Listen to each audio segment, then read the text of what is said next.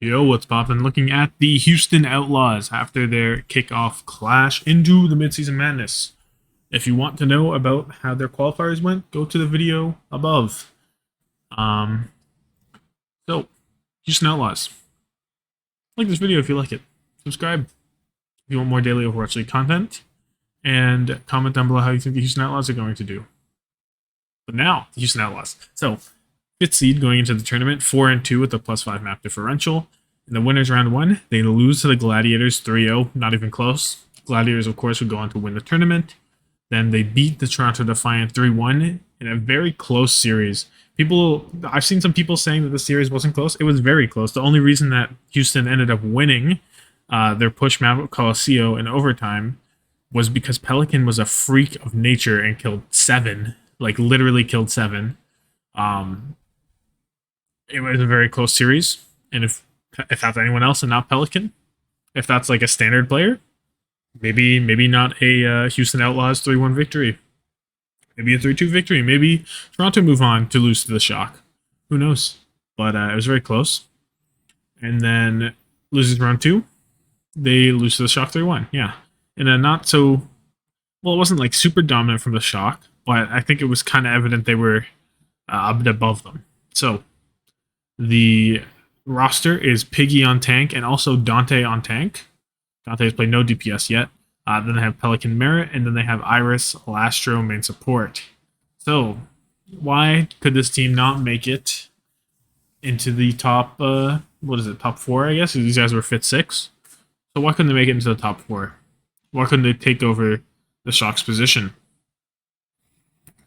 Well, there's a lot of inflexibility that comes in when you're playing Dante Doomfist as your primary, composition.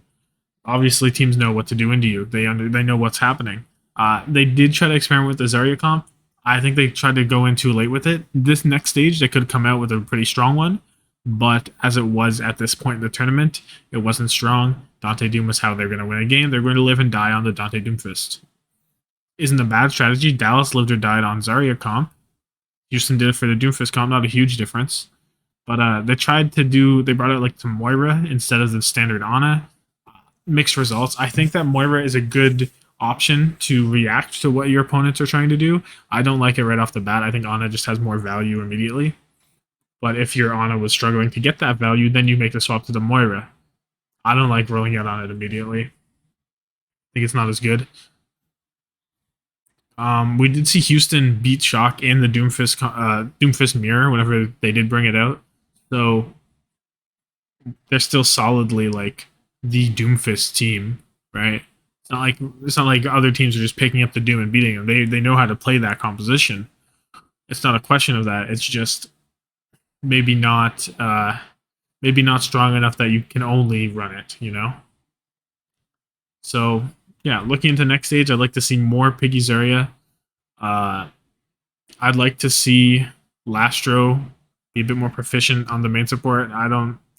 He wasn't horrible, but he definitely wasn't a top 4 in NA main support that you kind of need for this team. So I'd like that. Maybe they dabble in some double flex support moving forward instead. I would suspect this team would like to opt for it as much as they can because Lastro is a talented off support, flex support player. But we'll see. But overall, you can't ask more from Pelican Merit. I thought they both played exceptionally. Can't really ask more for Dante on Doomfist either. He's doing his part. And if you get more playtime on the Zarya, I don't have a problem with Piggy either. We'll see how Piggy does on the Reinhardt. We'll see if they have to play a Winston, what happens. But there's no reason to doubt him right now. So, looking at their schedule, they play Washington, Vancouver in week 7. Then they play the Gladiators. Week 8, week 9, they play Atlanta. And week 10, they play New York, Boston. So a pretty easy schedule overall. Vancouver should be a win. New York should be a win. I'd say Boston should be a win. And Washington Justice can be a win for sure. So this could be another 4-2 stage for the Houston Outlaws. I think Atlanta's beatable. And I think the Gladiators are probably a little too far out of reach, but we'll see.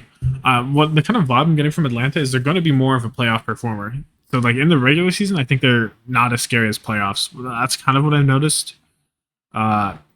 Just like seems to be a trend even from last season where they're a good team, but they were never really that team, and then they get to the playoffs and suddenly they are that team. So we'll see. We'll see how that goes for them. But I do like thinking of Atlanta as more of a playoff performing team or a tournament performing team.